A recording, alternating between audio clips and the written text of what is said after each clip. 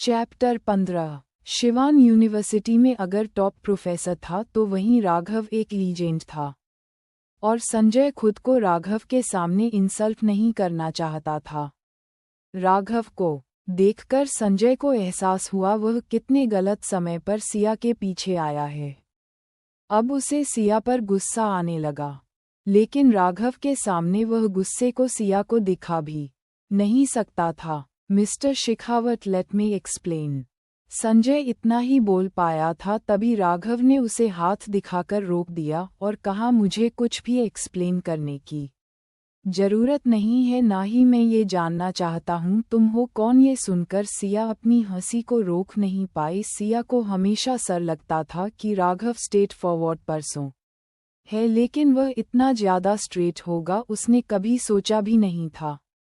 राघव के ये शब्द संजय के चेहरे पर थप्पड़ जैसे लगे थे। उसका चेहरा लाल हो गया, लेकिन राघव ने अभी अपनी बात पूरी नहीं की थी। तभी राघव ने आगे कहा, हो सकता है मैं तुम्हें नहीं जानता हूँ, लेकिन तुम एक मैन हो कि नहीं।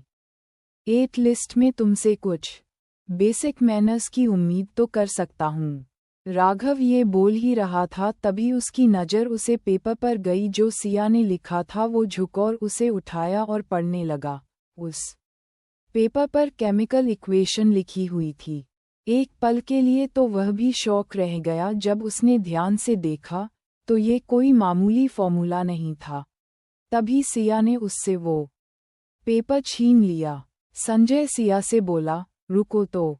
लेकिन सिया की आंखें देखकर वह डर गया। वह भी बायोकेमिस्ट्री का स्टूडेंट था, एक नज़र देखकर ही समझ गया ये फॉर्मूला किससे रिलेटेड है। वो अपने माइंड में उन कॉम्बिनेशन को सॉल्व करने लगा। अगले ही पल एक थॉट ने उसे शॉक कर दिया, ये सिया ने लिखा है। वह बड़ी बड़ी आंखें करके सिया को देखने लगा और खुद से ही कहने लगा, नहीं, यह इसका नहीं हो सकता। ये तुमने कहाँ से कॉपी किया है? संजय ने बेख्याली में ये सवाल पूछ तो लिया था, लेकिन अगली ही पल उसे एहसास हुआ कि उसने बहुत बड़ी गलती कर दी है। मेरा मतलब है यह इक्वेशन, यह सही नहीं है, ये गलत है। संजय ने खुद को सही करते हुए कहा, तुमसे मतलब? अगर तुम्हारा हो गया हो तो अब निकलो यहाँ से। सिया ने उसकी बेवकूफ़ी पर उस्कनमानक बनाए गए कहा। सिया का ये रूप देखकर राघव भी उसकी तारीफ अपने मन में करने से नहीं रोक पाया। ये लड़की जब अटैक करती है तो इसका एक अलग ही रूप देखने को मिलता है।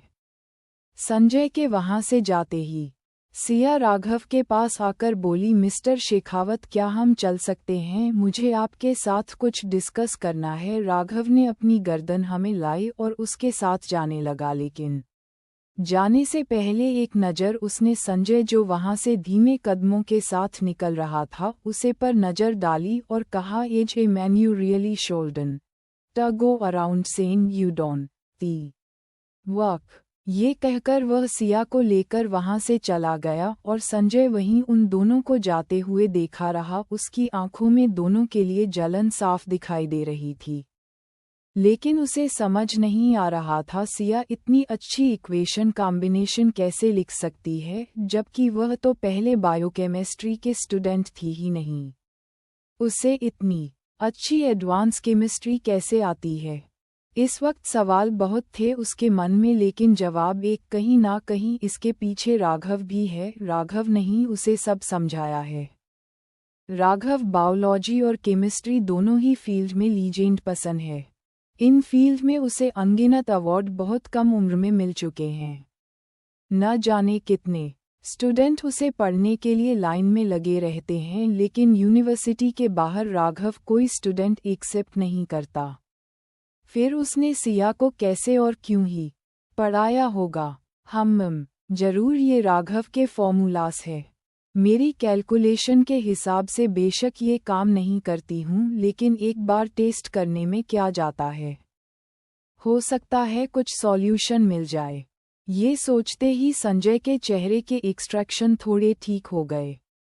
उसने बिना एक सेकंड भी वेस्ट किया लेफ्ट की ओर अपने कदम बढ़ा दिए। वही सिया राघव दोनों राघव के ऑफिस में आ गए। इस वक्त बहुत सीरियस दिख रही थी। मिस्टर शेखावत, मैंने कुछ सोचा है, क्या आप एक बार इन्हें देख सकते हैं? वैसे तो सिया को किसी पर भी ट्रस्ट नहीं था, लेकिन संजय के खिलाफ जब राघव ने उसकी हेल्प की थी तो उसने सोचा एक बार दिखने में क्या चाहता है।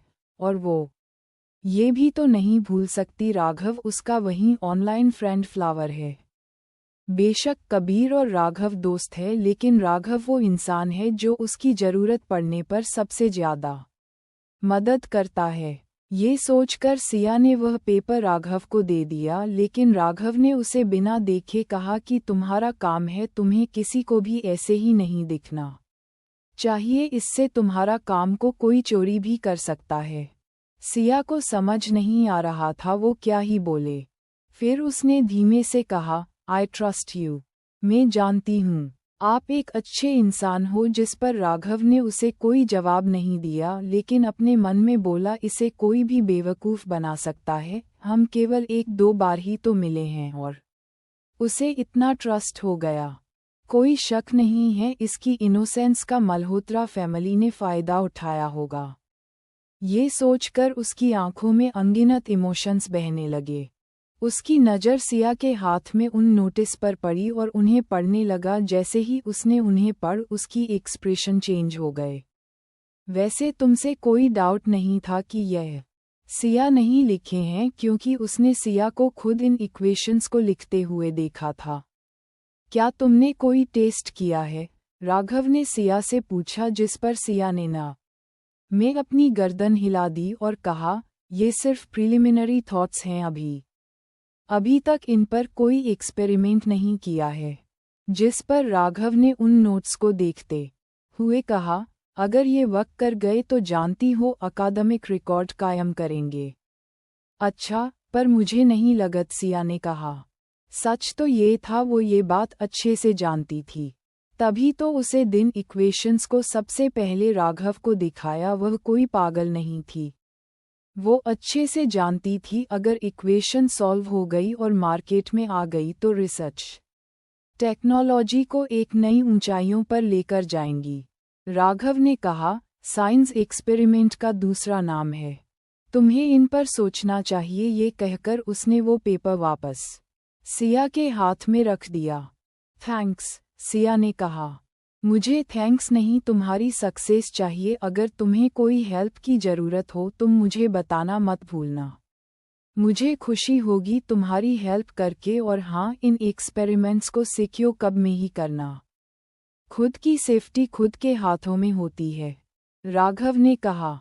लेकिन उसे समझ नहीं आ रहा था वो सिया से ये सब बोल क्यों रहा है। जब भी वो सिया के आसपास जाता है तो वो खुद को भूल जाता है। शायद वो भी एक जीनियस है, ये कहकर वो खुद को शांत करता है। क्या आगे है तुम्हारी? राघव ने सिया से कैजुअली पूछ लिया, जिस पर सिया ने कहा, 21। क्या 21? ये सुनते ही राघव के दिमाग में कुछ आया। और तुमने 3 साल पहले क्या स्ट्रीम लिया था? राघव ने चौंकते हुए पूछा।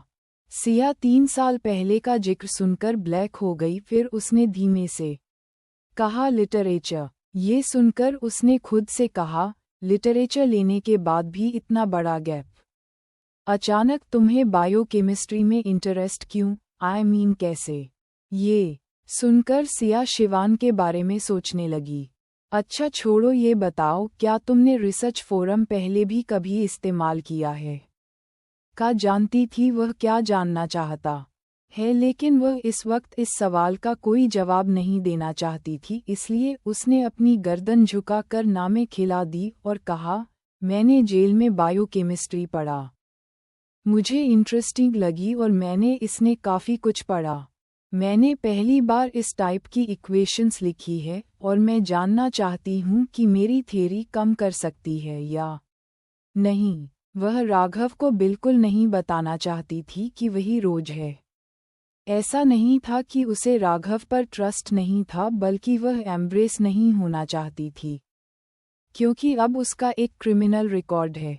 वो राघव की आंखों में अपने लिए डिसअपॉइंट नहीं देखना चाहती थी। वह कभी नहीं चाहती थी कि राघव ये जाने कि वही रोज है। ये सुनकर राघव का दिमाग कुछ ज्ञात हुआ और उसने सिया को समझने की कोशिश की और कहा, तुम सच में एक जीनियस हो।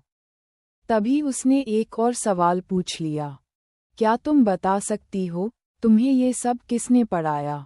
सिया ने इस सवाल पर अपनी आंखें बंद कर ली और खुद से कहा, न जाने कितने झूठ और बोलने होंगे। वो शिवान का नाम नहीं बोलना चाहती थी, इसलिए उसने कैजुअली कह दिया, जेल वार्डन।